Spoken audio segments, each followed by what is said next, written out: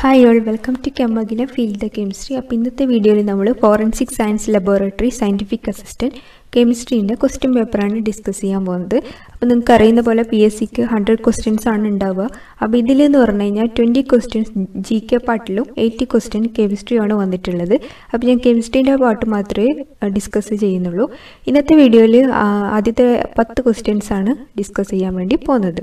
അപ്പോൾ എല്ലാവർക്കും ഒരിക്കൽ കൂടി വീഡിയോയിലേക്ക് സ്വാഗതം. അപ്പോൾ ആദ്യത്തെ ക്വസ്റ്റ്യൻ നോക്കാം നമുക്ക്. Myrcene is a monocyclic compound, bicyclic terpenoid, acyclic terpenoid, sesquiterpenoids. അപ്പോൾ ഇതിൽ ഏതാണ് കറക്റ്റ് ആൻസർ എന്നാണ് ചോദിച്ചിട്ടുള്ളത്. അപ്പോൾ അത് നമുക്ക് എന്ത് അറിയണം? മിർസീൻ്റെ സ്ട്രക്ചർ അറിയണം. അപ്പോൾ ഇതാണ് എന്ത് മിർസീൻ്റെ സ്ട്രക്ചർ.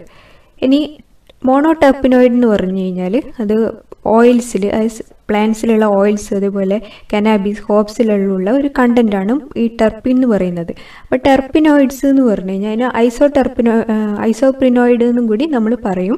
അതായത് 5 കാർബൺ ആയിട്ടുള്ള ഐസോപ്രിൻ യൂണിറ്റ്സ് ഉള്ളതിന് ആണ് നമ്മളെന്ത് അതിൻ്റെ പോളിമറിനെയാണ് ടെർപ്പിൻ എന്ന് പറയുക.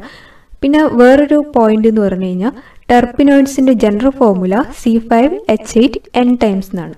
അപ്പോൾ നമ്മുടെ കോമ്പൗണ്ട് നോക്കുക. അപ്പോൾ നമുക്ക് അറിയില്ലെങ്കിൽ എന്താ വെച്ചാൽ കോമ്പൗണ്ടിൻ്റെ മോളിക്കുലർ ഫോർമുല കണ്ടുപിടിച്ച് കഴിഞ്ഞാൽ നമുക്കത് ഏത് ടെർപ്പിനോയിഡാണെന്ന് പറയാൻ വേണ്ടി പറ്റും. അപ്പോൾ ചിലവർക്കൊക്കെ ഒരു ഡൗട്ട് ഉണ്ടാവാൻ ചാൻസ് ഉണ്ട്, ഈ ടെർപ്പിനും ടെർപ്പിനോയിഡും ഒന്നാണോ എന്നുള്ളത്. അപ്പോൾ ടെർപ്പിൻ എന്ന് പറഞ്ഞാൽ ഈ ഐസോപ്രിൻ യൂണിറ്റില്ലേ, ഈ ഐസോപ്രിൻ യൂണിറ്റിന് മാത്രം വെച്ചിട്ടുള്ള ഹൈഡ്രോ കാർബൺ ആണ് എന്ത് ടെർപ്പിൻ എന്ന് പറയുന്നത്. ടെർപ്പിനോയിഡ് എന്ന് പറഞ്ഞു കഴിഞ്ഞാൽ ടെർപ്പിൻ്റെ കൂട്ടത്തിൽ തന്നെ ഓക്സിജൻ കുറച്ച് ഫങ്ഷണൽ ഗ്രൂപ്പ് കൂടി വെച്ചിട്ടുണ്ടാകുന്നതാണ് ടെർപ്പിനോയിഡ് എന്ന് പറയുന്നത്. പക്ഷെ നമ്മളത് ഇൻ്റർചേഞ്ചബിളി നമ്മൾ എന്താ രണ്ട് ടേംസും ഒരുപോലെ യൂസ് ചെയ്ത് കാണാറുണ്ട്. അപ്പം നമുക്കിനി ടെർപ്പിനോയിഡ് അല്ലെങ്കിൽ ഒരു കോമ്പൗണ്ട് തന്നു കഴിഞ്ഞാൽ അത് C5H8N ടൈംസ് എന്നുള്ള ഫോർമുലയിൽ നമ്മൾ എഴുതുക. അതിനുശേഷം നമുക്ക് എന്ത് ചെയ്യാൻ പറ്റും, ഈ ഒരു ടേബിൾ വെച്ച് നമുക്ക് എന്താ അത് ഏത് ടെർപ്പീൻ ആണെന്ന് കണ്ടുപിടിക്കാൻ പറ്റും. അപ്പോൾ 2 ഐസോപ്രീൻ യൂണിറ്റ് ആണ് ഉള്ളതെങ്കിൽ മോണോ ടെർപ്പീൻ എന്ന് പറയും. അതിൽ ടോട്ടൽ നമ്പർ ഓഫ് കാർബൺ എന്ന് പറയുന്നത് 10 ആയിരിക്കും. അപ്പോൾ നമ്മൾ ഇതുപോലെ സ്കെലിറ്റനിൽ കോമ്പൗണ്ട് സ്ട്രക്ചർ കിട്ടിക്കഴിഞ്ഞാൽ total number of carbon count ചെയ്യുക. അപ്പോൾ അത് 10 ആണെങ്കിൽ മോണോ ടെർപ്പീൻ ആയിരിക്കും, 15 ആണെങ്കിൽ സെസ്ക്യൂ ടെർപ്പീൻ ആയിരിക്കും, 20 ആണെങ്കിൽ ഡൈ ടെർപ്പീൻ, 30 ആണെങ്കിൽ ട്രൈ ടെർപ്പീൻ, 40 ആണെങ്കിൽ ടെട്രാ ടെർപ്പീൻ ആയിരിക്കും. അപ്പോൾ അതിൻ്റെ കുറച്ച് എക്സാമ്പിൾസ് കൂടി ഇവിടെ കൊടുത്തിട്ടുണ്ട്. അപ്പോൾ നിങ്ങൾക്കിപ്പം പേര് കേട്ടപ്പോൾ ചിലപ്പോൾ സ്ട്രക്ചർ അറിയണമെന്നില്ല. അപ്പോൾ അങ്ങനെയുള്ളൊരു കേസിൽ നിങ്ങൾ ഈ ഒരു എക്സാമ്പിൾ വീഡിയോ പോസ് ചെയ്യുക, എന്നിട്ട് ഈ എക്സാമ്പിൾസ് എല്ലാം ഒന്ന് എഴുതിയെടുത്ത് കഴിഞ്ഞാൽ അതൊന്ന് പഠിച്ചാൽ നിങ്ങൾക്ക് ചിലപ്പോൾ ഒരുവിധം എക്സാമ്പിൾസൊക്കെ അതിൽ കൊടുത്തിട്ടുണ്ട്. അപ്പോൾ ആ പേര് കേട്ടാൽ തന്നെ നിങ്ങൾക്ക് ഓപ്ഷൻ ചൂസ് ചെയ്യാൻ വേണ്ടി പറ്റും. അപ്പോൾ നമ്മുടെ ഈ പെർട്ടിക്കുലർ കോമ്പൗണ്ടിൻ്റെ കെമിക്കൽ ഫോർമുല, ഇതിൻ്റെ ഫോർമുല എന്ന് പറയുന്നത് C10H16 ആണ്. അതായത് ടോട്ടൽ നമ്പർ ഓഫ് കാർബൺ എത്രയാണ്? 10 ആണ്. അപ്പോൾ അതൊരു മോണോ ടെർപ്പീൻ ആണ്. ഇനി നമ്മൾ ഓപ്ഷൻസിലോട്ട് നോക്കാം. ഇപ്പോൾ ഇതിൽ മോണോ സൈക്ലിക് എന്നാണ് കൊടുത്തിട്ടുള്ളത്, മോണോ ടെർപ്പീൻ എന്നല്ല. അപ്പോൾ ഇതൊരു സൈക്ലിക് കോമ്പൗണ്ട് ആണോ? അല്ല, ഇത് സൈക്ലിക് അല്ല. അതുകൊണ്ട് ഓപ്ഷൻ എ നമുക്ക് ചൂസ് ചെയ്യാൻ പറ്റില്ല. ബൈസൈക്ലിക് ടെർപ്പിനോയിഡ് എന്ന് പറഞ്ഞിട്ടുണ്ട്, ഇത് സൈക്ലിക്കേ അല്ല. അപ്പോൾ നമുക്കത് ചൂസ് ചെയ്യാൻ പറ്റില്ല. പിന്നെയുള്ളത് എസൈക്ലിക് ഉണ്ട്, അതുപോലെ സെസ്ക്യൂ ടെർപ്പിനോയിഡ് ഉണ്ട്. അപ്പോൾ സെസ്ക്യൂവിൽ എത്ര കാർബൺ വേണം? 15 കാർബൺ വേണം. അപ്പോൾ നമുക്ക് എന്ത് പറയാം? സെസ്ക്യൂ ടെർപ്പീനും അല്ല, കോമ്പൗണ്ട് എന്താണ്? എസൈക്ലിക് ടെർപ്പിനോയിഡ് ആണെന്ന് പറയാൻ പറ്റും. അപ്പോൾ ഇതെല്ലാവർക്കും മനസ്സിലായി എന്ന് വിചാരിക്കുന്നു. നമുക്ക് നെക്സ്റ്റ് എക്സാമ്പിളിലോട്ട് പോകാം. സെക്കൻഡ് ക്വസ്റ്റ്യൻ എന്ന് പറയുന്നത് ജോമെട്രിക്കൽ ഐസോമർ ഓഫ് ജെറാനിയോൾ ആണ്. നിറോൾ, ലിനാലോൾ, സിട്രോനെലോൾ, സിട്രോനെലാൽ. ഇങ്ങനെയാണ് ഓപ്ഷൻസ് തന്നിട്ടുള്ളത്. ആദ്യം നമുക്ക് എന്തറിയണം? ജെറാനിയോളിൻ്റെ സ്ട്രക്ചർ അറിയണം. ഇതാണ് ജെറാനിയോളിൻ്റെ സ്ട്രക്ചർ. ഇനി നമ്മൾ ഓരോ സ്ട്രക്ചറായിട്ട് കാണാൻ പോവാണ്. നിറോളിൻ്റെ സ്ട്രക്ചർ എന്ന് പറയുന്നത് ഇങ്ങനെ വരും. ലിനാലോള് ഈ ഒരു സ്ട്രക്ചറാണ്. സിട്രോനെല്ലോള് സി എന്ന് പറയുന്ന സ്ട്രക്ചർ, ഡി എന്ന് പറയുന്നത് സിട്രോനെല്ലാല്. അപ്പം ഓളും എയിലും വരുമ്പോൾ അറിയാം, ഒന്ന് ആൽക്കഹോളാണ്, ഒന്ന് എന്താ ആൽഡിഹൈഡ് ആണ്. അപ്പോൾ ആദ്യം തന്നെ നിങ്ങൾക്ക് എന്ത് ചെയ്യാൻ പറ്റും? ഇത് കട്ട് ചെയ്യാൻ വേണ്ടി പറ്റും. നമുക്ക് ഈ ഒരു സ്ട്രക്ചർ വെച്ച് മാച്ച് ചെയ്ത് നോക്കാം ഏതാണ് സിസ് ട്രാൻസ് വരുന്നത്. ജോമെട്രിക്കൽ ഐസോമർ എന്ന് പറഞ്ഞാൽ ഒന്ന് സിസ് ആണെങ്കിൽ മറ്റേ എന്തായിരിക്കണം? ട്രാൻസ് ആയിരിക്കണം. അപ്പോൾ ഇവിടെ നോക്കുക, ഈ ഒരു ഡബിൾ ബോണ്ടും ഈ ഒരു ഡബിൾ ബോണ്ടും, 2 ഡബിൾ ബോണ്ടിൽ ഉണ്ടാവുന്നതാണ് എന്ത് ജോമെട്രിക്കൽ ഐസോമർ എന്ന് പറയുന്നത്. അപ്പോൾ ഇവിടെ എല്ലാത്തിലും കോമൺ ആണ്, അപ്പോൾ നമുക്കത് ചൂസ് ചെയ്യാൻ പറ്റില്ല. ഇനി ഈ ഡബിൾ ബോണ്ട് നോക്കുക. അപ്പോൾ ഇതിൽ CH3 ഉം CH2OH ഒരേ സൈഡിലാണ് ഉള്ളത്. ഇനി CH3യും CH2OH എന്താ ഡിഫറെൻറ്റ് സൈഡിൽ വരുന്ന A ആണ് ഉള്ളത്. ബാക്കി എല്ലാത്തിലും അങ്ങനെ ഒരു ഓപ്ഷൻ ഇല്ല. അപ്പം നമ്മുടെ കോമ്പൗണ്ട് ഏതാണ് കറക്റ്റ് ഓപ്ഷൻ? നെറോൾ എന്നുള്ളതാണ് correct option. Cis trans isomer വരുന്നുണ്ട്. ഇനി മൂന്നാമത്തെ ക്വസ്റ്റ്യൻ എന്ന് പറഞ്ഞാൽ gutta percha is cis polyisoprene, trans polyisoprene, cis polyisobutylene, trans polyisobutylene. അപ്പോൾ ഗൂട്ടാപെർച്ച എന്ന് പറയുന്നത് ഒരു ഐസോപ്രിൻ പോളിമറാണ്. പോളിടെർപ്പിൻ ആണ് ഗൂട്ടാപെർച്ച എന്ന് പറയുന്നത്. അത് സ്പെസിഫിക്കലി ട്രാൻസ്ഫോം ആണ്. ട്രാൻസ്ഫോമിന് പറയുന്ന പേരാണ് ഗൂട്ടാപെർച്ച.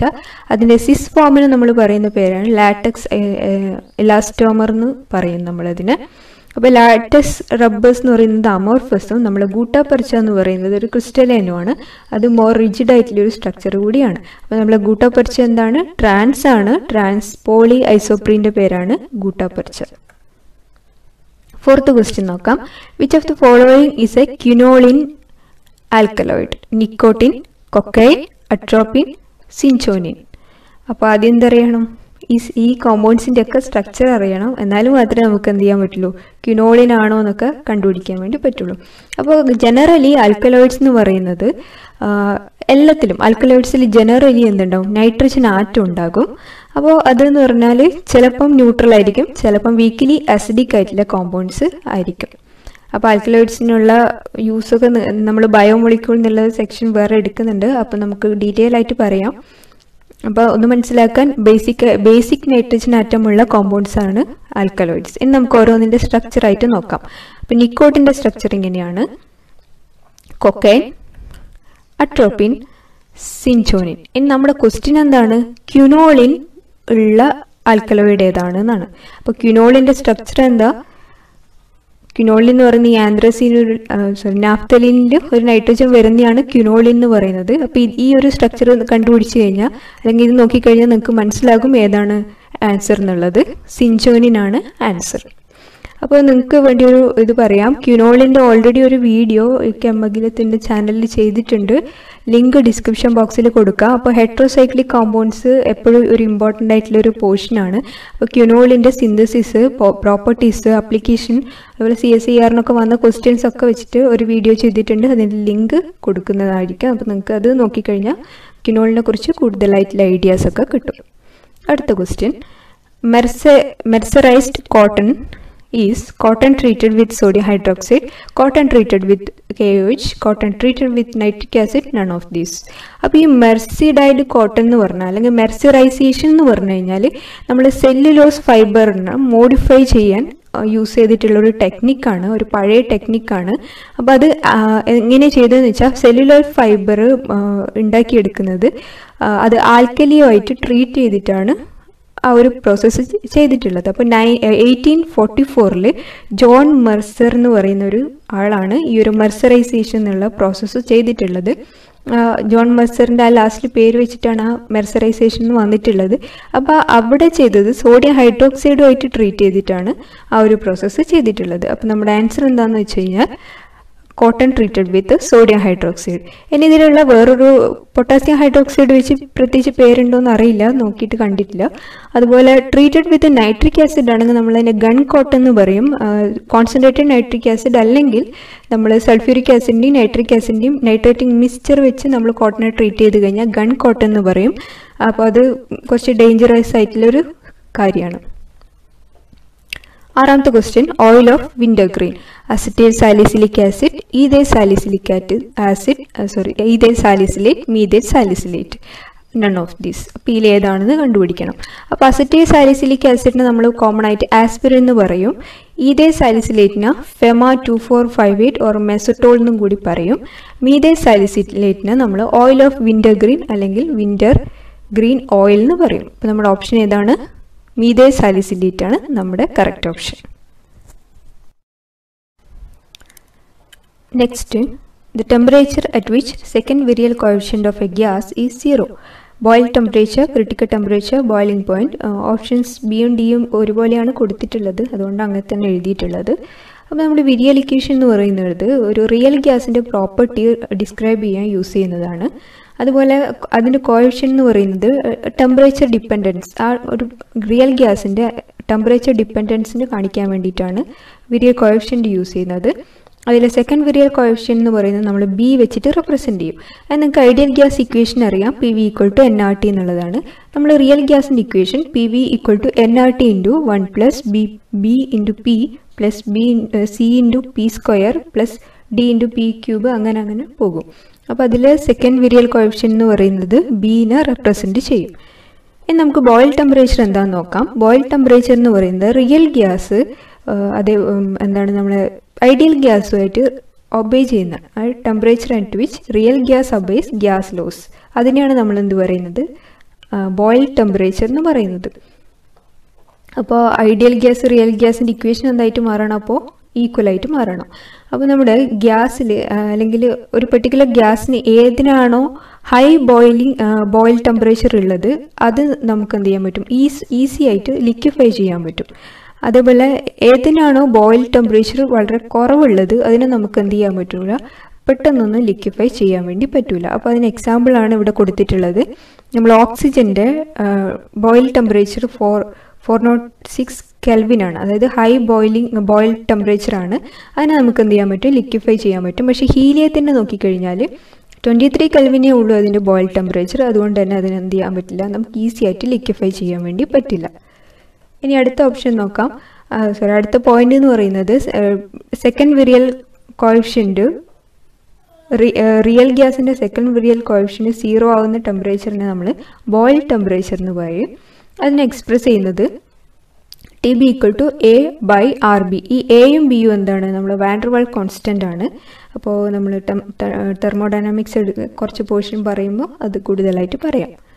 അപ്പം നമ്മുടെ ഓപ്ഷൻസിലോട്ട് തിരിച്ചു വന്നു കഴിഞ്ഞാൽ ഏതാണ് നമ്മുടെ ആൻസർ, ബോയിൽ ടെമ്പറേച്ചർ എന്നുള്ളതാണ് ആൻസർ. ഇനി നമുക്ക് ബാക്കി രണ്ടെണ്ണം ഏതാണെന്നും കൂടി നോക്കാം. അതായത് ബോയിൽ ടെമ്പറേച്ചറിൽ എപ്പോഴും എന്തായിരിക്കും, ബോയിൽ ടെമ്പറേച്ചറിൻ്റെ ഒരു ഗ്യാസിൻ്റെ ബോയിൽ ടെമ്പറേച്ചർ എന്ന് പറയുന്നത് അതിൻ്റെ ക്രിട്ടിക്കൽ ടെമ്പറേച്ചറിനേക്കാളും കൂടുതലായിരിക്കും എപ്പോഴും ഉണ്ടാവുക. അപ്പോൾ എന്താണ് ഈ ക്രിട്ടിക്കൽ ടെമ്പറേച്ചർ എന്ന് പറഞ്ഞു കഴിഞ്ഞാൽ, ക്രിട്ടിക്കൽ ടെമ്പറേച്ചർ എന്ന് പറഞ്ഞു കഴിഞ്ഞാൽ the temperature at and above which vapor of the substance cannot be liquefied no matter how much pressure is applied. അതായത് എത്ര പ്രഷർ അപ്ലൈ ചെയ്ത് കഴിഞ്ഞാൽ അതിൻ്റെ അപ്പുറത്തേക്ക് നമുക്ക് എന്ത് ചെയ്യാൻ പറ്റില്ല, അതിനെ ലിക്വിഫൈ ചെയ്യാൻ വേണ്ടി പറ്റില്ല. ആ ഒരു ബോർഡർ ലൈൻ ടെമ്പറേച്ചറിന് നമ്മൾ പറയുന്ന പേരാണ് ക്രിട്ടിക്കൽ ടെമ്പറേച്ചർ എന്ന് പറയുന്നത്. അപ്പോൾ ബോയിൽ ടെമ്പറേച്ചർ എപ്പോഴും എന്തായിരിക്കും, ക്രിട്ടിക്കൽ ടെമ്പറേച്ചറിനേക്കാളും കൂടുതലായിരിക്കും. ബോയിലിംഗ് പോയിന്റ് എന്ന് പറഞ്ഞു കഴിഞ്ഞാൽ നമുക്ക് അറിയാം, വേപ്പർ പ്രഷർ, ലിക്വിഡിൻ്റെ വേപ്പർ പ്രഷർ എന്തായിരിക്കണം, സറൗണ്ടിങ്സുമായിട്ട് ഈക്വലായിട്ട് ഉള്ള ആ ഒരു പെർട്ടിക്കുലർ ടെമ്പറേച്ചറിനെ നമ്മൾ എന്ത് പറയാം, ബോയിലിംഗ് പോയിന്റ് എന്ന് പറയാം. അപ്പോൾ ഇതിൽ 2 പോയിൻ്റാണുള്ള 2-3 പോയിന്റ്സ് ഈ ഒരു പെർട്ടിക്കുലർ ക്വസ്റ്റ്യൻ നിങ്ങൾക്ക് കിട്ടും. ഒന്ന് ക്രിട്ടിക്കൽ ടെമ്പറേച്ചർ അറിയാൻ പറ്റും, ബോയിൽ ടെമ്പറേച്ചർ പറഞ്ഞു, അതുപോലെ തന്നെ ലിക്വിഫയബിൾ ആയിട്ടുള്ള അതിനുള്ള കണ്ടീഷൻസ് കൂടി പറഞ്ഞിട്ടുണ്ട്. അടുത്ത question, A crystal having unit cell dimension A not equal to B not equal to C, alpha equal to beta equal to gamma equal to 90, cubic, tetragonal, orthorhombic, monoclinic. അപ്പോൾ നമ്മുടെ ക്രിസ്റ്റൽ സിസ്റ്റം പറഞ്ഞു കഴിഞ്ഞാൽ നമുക്ക് 7 crystal system ഉണ്ട്, 14 ബ്രവേസ് lattice ഉണ്ട്, 230 space group ഉണ്ട്. നമ്മൾ crystal സിസ്റ്റത്തിന് ക്യൂബിക് ആണെങ്കിൽ നമുക്ക് A equal to B equal to C ആയിരിക്കും, alpha equal to gamma, beta equal to gamma equal to 90 ആയിരിക്കും. ഇനി ടെട്രാഗണൽ ആണെങ്കിൽ A equal to B not equal to C ആണ്, അതേപോലെ alpha equal to beta equal to gamma equal to 90. അതേപോലെ orthorhombic ആണെങ്കിൽ A not equal to B not equal to C, alpha equal to beta equal to gamma equal to 90. അപ്പോൾ നമ്മൾ answer എന്താണെന്ന് എല്ലാവർക്കും മനസ്സിലായി, orthorhombic ആണ്. റോംബോഹെഡ്രൽ എന്ന് പറഞ്ഞു കഴിഞ്ഞാൽ A equal to B equal to C ആണ്, alpha equal to beta equal to gamma not equal to 90. അതുപോലെ ഹെക്സാഗണൽ എന്ന് പറഞ്ഞു കഴിഞ്ഞാൽ A ഈക്വൽ ടു B ആണ്, that not equal to C, alpha equal to beta equal to gamma equal to 90. Monoclinic എന്ന് പറഞ്ഞു കഴിഞ്ഞാൽ ഒരു സൈഡും ഈക്വൽ അല്ല, അതുപോലെ ആൽഫയും ഗാമയും 90 ആണ്, ബീറ്റ 90 അല്ല. ട്രൈക്ലിനിക് എന്ന് പറഞ്ഞു കഴിഞ്ഞാൽ ഒന്നും സൈഡ്സ് ഒന്നും ഈക്വൽ അല്ല, അതുപോലെ തന്നെ ആംഗിൾസ് ഒന്നും ഈക്വൽ അല്ല, അത് 90ക്ക് ഈക്വലും അല്ല. അപ്പോൾ അങ്ങനെയുള്ളതാണ് ട്രൈക്ലിനിക് എന്ന് പറഞ്ഞാൽ. അപ്പോൾ നിങ്ങൾ ഈ ടേബിൾ കറക്റ്റായിട്ട് പഠിച്ചിരിക്കണം.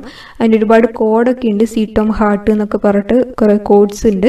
അപ്പോൾ നിങ്ങൾക്ക് ഏതാണോ കംഫർട്ടബിൾ ആയിട്ടുള്ളത് അങ്ങനെ ചെയ്യാം. ഒന്നിക്കൽ ഇതുപോലെ എല്ലാം 90 ആയിട്ടുള്ളതിന് ഒരു പെർട്ടിക്കുലർ കോഡ് പറയുക, അല്ലെങ്കിൽ അല്ലാത്ത രീതിയിൽ നിങ്ങൾക്ക് പഠിക്കാവുന്നതാണ്. അപ്പോൾ ഞാൻ പഠിക്കുന്ന രീതി സി ടോം ഹാർട്ട് എന്നാണ്. അതായത് ആദ്യം A equal to B equal to C, A equal to A equal to B not equal to C, A not equal to B not equal to C പറഞ്ഞിട്ട് അങ്ങനെ ഒരു ഫ്ലോ വെച്ചിട്ടാണ് പഠിക്കുന്നത്. ഒരാൾക്ക് ഓരോ കംഫർട്ടബിൾ ആയ രീതിയിൽ അത് പഠിക്കുക. അപ്പോൾ അതെന്തായാലും ഏറ്റവും ഇമ്പോർട്ടൻ്റ് ആയിട്ടുള്ള ഒരു പോയിൻ്റാണ്. അപ്പോൾ നമ്മുടെ ആൻസർ എന്താണ്? ഓർത്തോറോംബിക് എന്നുള്ളതാണ്. ഇനി 9th question, NQR observed in the region UV visible, X-ray, microwave, radio frequency. അപ്പോൾ ഈ NQR എന്ന് പറയുന്നത് ന്യൂക്ലിയർ ക്വാഡ്രപ്പോൾ റെസൊണൻസ് സ്പെക്ട്രോസ്കോപ്പിയാണ്. അപ്പോൾ എല്ലാവരും NMR കേട്ടിട്ടുണ്ടാകും. NMR പോലെ തന്നെയുള്ള ഒന്നാണ് എന്ത് NQRും. പക്ഷേ NMRും ഇതും തമ്മിലുള്ള ഡിഫറൻസ് എന്താണെന്ന് വെച്ച് കഴിഞ്ഞാൽ ഇത് മാഗ്നറ്റിക് ഫീൽഡിൻ്റെ ആബ്സെൻസിലാണ് ചെയ്യുന്നത്. അതുകൊണ്ട് തന്നെ ഇതിന് വേറൊരു പേരും കൂടി പറയും, സീറോ ഫീൽഡ് NMR എന്നും കൂടി പറയും. അപ്പോൾ ചിലപ്പോൾ ക്വസ്റ്റ്യൻ സീറോ ഫീൽഡ് NMR എന്താണെന്ന് ചോദിക്കാം. അപ്പോൾ NQR കുറച്ച് ഡീറ്റെയിൽ ആയിട്ട് പറയേണ്ട ഒരു ടോപ്പിക്കാണ്. അപ്പം നമ്മൾ സ്പെക്ട്രോസ്കോപ്പി എന്തായാലും ഫുള്ളായിട്ട് കവർ ചെയ്യും. ആ സമയത്ത് NQR എന്തായാലും ഇൻക്ലൂഡ് ചെയ്യുന്നതായിരിക്കും. അപ്പോൾ NMR ആയാലും NQR ആയാലും റേഡിയോ ഫ്രീക്വൻസി റീജിയണിലാണ് അത് ഉണ്ടാവുക. അപ്പോൾ ഇതിൻ്റെ ആൻസർ എന്താണ്? Radio frequency region. അതായത് NQR എവിടെയാണെന്നാണ് ചോദിച്ചിട്ടുള്ളത്. NMRും NQRും റേഡിയോ ഫ്രീക്വൻസി റീജിയണിലാണ് കാണപ്പെടുന്നത്. Last question, wavelength corresponding to maximum energy is inversely proportional to temperature. This law is Wayne displacement law, Stephen law, Boltzmann law, Rayleigh-Jeans law. അപ്പോൾ നമുക്ക് ഏതാണ് ആ law എന്ന് കണ്ടുപിടിക്കാം. Veins displacement law പറയുന്നത് എന്താണെന്ന് വെച്ചാൽ ബ്ലാക്ക് ബോഡി റേഡിയേഷൻ കർവ് അത് വെച്ചിട്ടാണ് അത് പറയുന്നത്. അവിടെ എന്ന് പറഞ്ഞാൽ വേവ് ലെങ്ത് എപ്പോഴും എന്തായിരിക്കും? നമ്മുടെ ടെമ്പറേച്ചറിന് ഇൻവേഴ്സ്ലി പ്രൊപ്പോർഷണൽ ആണെന്നാണ് ഈ ഒരു ലോ പറയുന്നത്. നമ്മുടെ ആൻസർ എന്തായാലും കിട്ടി. ഇനി അടുത്ത ലോസ് നോക്കാം. സ്റ്റീഫൻ ബോൾട്സ്മാൻ ലോ എന്ന് പറയുന്നത് അതായത് total energy radiated per surface area of a black body അതെന്തായിരിക്കും? T⁴ പവർ ഓഫ് ടെമ്പറേച്ചറിന് ഡയറക്ട്ലി പ്രൊപ്പോർഷണൽ ആണെന്നാണ് സ്റ്റീഫൻ ബോൾട്സ്മാൻ ലോ പറയുന്നത്. അതുപോലെ റെയ്ലിംഗ് ജീൻസ് ലോ പറയുന്നത് എന്താണെന്ന് വെച്ച് കഴിഞ്ഞാൽ spectral radiance of electromagnetic radiation അത് ബ്ലാക്ക് ബോഡി ടെമ്പറേച്ചറിൻ്റെ ഡയറക്ട്ലി പ്രൊപ്പോർഷണൽ ആണെന്നാണ് പറഞ്ഞിട്ടുള്ളത്. അപ്പോൾ ഇതാണ് അതിൻ്റെ ഇക്വേഷൻസ് എല്ലാം ഒന്ന് നോട്ട് ചെയ്ത് വെക്കുക. അപ്പോൾ ഇതിൽ നിന്ന് നമ്മളെ ആൻസർ എന്താണ്? വെയിൻസ് ഡിസ്പ്ലേസ്മെൻറ്റ് ലോ ആണ് നമ്മുടെ കറക്റ്റ് ആൻസർ.